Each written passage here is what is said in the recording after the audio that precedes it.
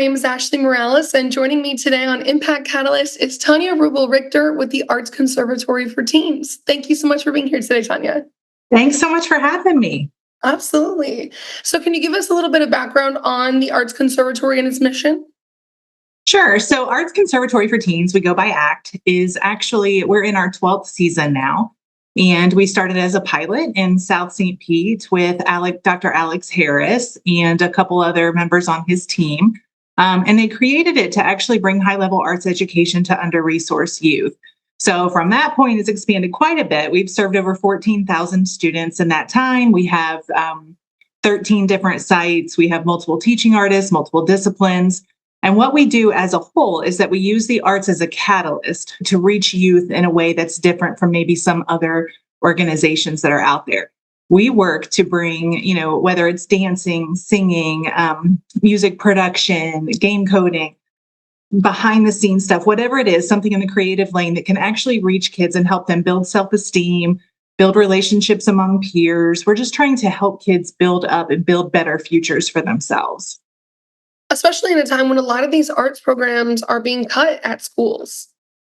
The stats change every year, of course, but Florida was one of the states that had been hit most severely by that. And I think that had a lot to do with Alex's vision as well. So we know, there are endless studies that show the effects that the arts have on students, on us as individuals, on mental health. So I think when the cuts started happening, we knew that we had to reach students in a different way. And since then, again, it's kind of ebbed and flowed a little bit. But what we do isn't exactly what's offered in schools, even the schools that have really robust arts programs. What we do is a little bit different because we're trying to go a step forward, I guess a step beyond, I would say, and bring everything into it. Like we do mentorship mixed with entrepreneurial skills, mental health and wellness, financial literacy. Like we're really using the creative lanes to get kids to see their futures differently and to see their opportunities differently.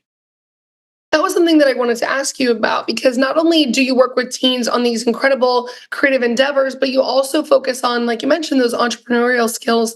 Why is that so important? Well, because I think that a lot of our kids, if they don't see, some kids are born like innately knowing what they want to do with their futures, right? They know what their strengths are, they know what they're going to do. But it isn't that way for everyone. So what we want to do is help kids, again, build strengths within and understand that they do have the potential to be whatever they want to be, to believe in themselves. And I think that if we can build the leadership piece specifically to answer your question, if we can build that within youth, maybe they haven't been taught that before.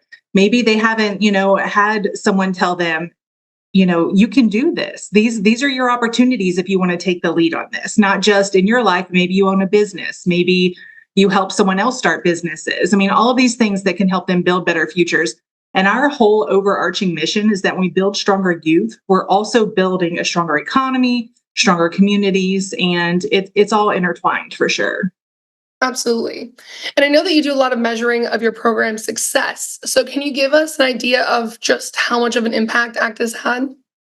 For sure. So we had a huge study done a couple years ago and it's available on our website as well. There's a link to it, which is artsconservatoryforteens.org. So Dr. Bruce Jones did this extremely extensive study on this, quantitative, qualitative, you name it. It's the whole gamut. And what we found was that our students, well, first of all, 100% of them had graduated high school, which is pretty remarkable. 90% of them had gone on to secondary ed. 96% of them said that they felt and was measured by collaterals around them as well, not just the students, but that they had increased leadership potential. 83% of them had increased their problem solving and emotional intelligence. So it's again measuring what we're doing through the arts in kids and how we're equipping them to better handle. When we look at the situation that teens are in anyway, it's extremely difficult. So we know that some of the kids that we work with are going to end up on the front of the stage. Some of them, we have alum who work for Netflix, who are on Broadway. We definitely have students who are very successful in the arts lanes. But we also know a lot of our students aren't going to do that. One of our alum is a legislative aide for a local senator. And he is actually in school. He's an amazing singer, but he's actually in school now to become an entertainment attorney. There are so many options that our kids can do in the arts. So that's what we want to do. We know when we're building up all these skills within them that it's helping them set a path forward. So it's I think our stats are really strong. The schools that we serve, we work out of different sites, and the sites that we serve ask us to come back. They ask us to do more services within each of those sites. So I think those are even more important to us than studies sometimes, is just how we see the effects on the kids and the sites that we serve. Well, I was lucky enough to be able to come sit in on that financial literacy class. And every time I hear about the work that you're doing in the community, I think, wow, I really wish I had had this when I was their age, because they are learning some of these incredible skills that you and I had to learn the hard way. 100%. I think, and I'm a mom of three myself, and I think where was this when my kids were younger too? Yeah. So, honestly, it's part of the reason that drew me to ACT was when I met with Alex. When I moved to Florida, and I met with Alex about this. I hadn't worked in the arts before. I have a long history of working in education and social work and mental health, nonprofit leadership. But when I talked to Alex about what his mission was, it really struck a chord with me, because my oldest son had kind of, when he stopped playing sports, there was a gap for him. He didn't know where he fit in. And it was really important to me when I found out here with game coding. I mean, like, that's how game coding started at ACT.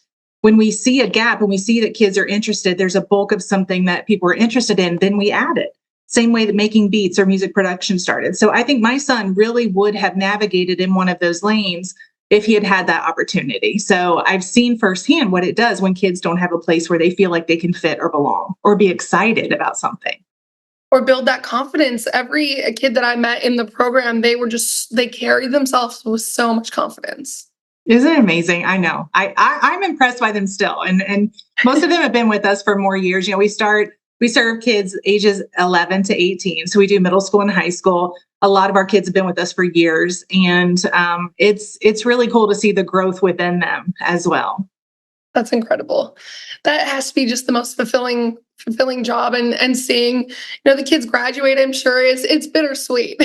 Yeah, it definitely is. And we have a scholarship program too. So I think that's another exciting chapter. And then this season that, we work in seasons, and the season that's just wrapping up now, we actually was our first one where we had a creative futures coordinator. So when we look as our kids are graduating and getting older and moving on to their next chapters, how can we help bridge that gap for them? So it isn't just like, oh, you're finished with high school, see ya, right? We want to see what can we do to equip them better for their futures. Like, so, set them up with auditions or internships, or help them with college apps or college interviews or college tours. There's just so much that we think that we can do to help them on their path. That's incredible. And that really goes straight into the next question that I wanted to ask, which is, how do you see the future of ACT evolving over the coming years? So I've been with ACT about a year and a half, and the amount of change that I've seen in the year and a half is it's staggering. And I think that we have this conversation a year and a half from now, we're going to be saying the same thing. So Alex and I have developed a 3-year plan, our strategic growth plan, and it's pretty aggressive, and we're already meeting that. We're about halfway through our first year of that plan. And I think the growth is insane. So what that means for us is, Pinellas County, St. Pete, of course, has been our baby, right? That's our hub. But we've expanded quite a bit across the Bay. So I think what we're going to continue to see is growth in other counties, more saturation in St. Pete and Pinellas County, as well as Hillsborough.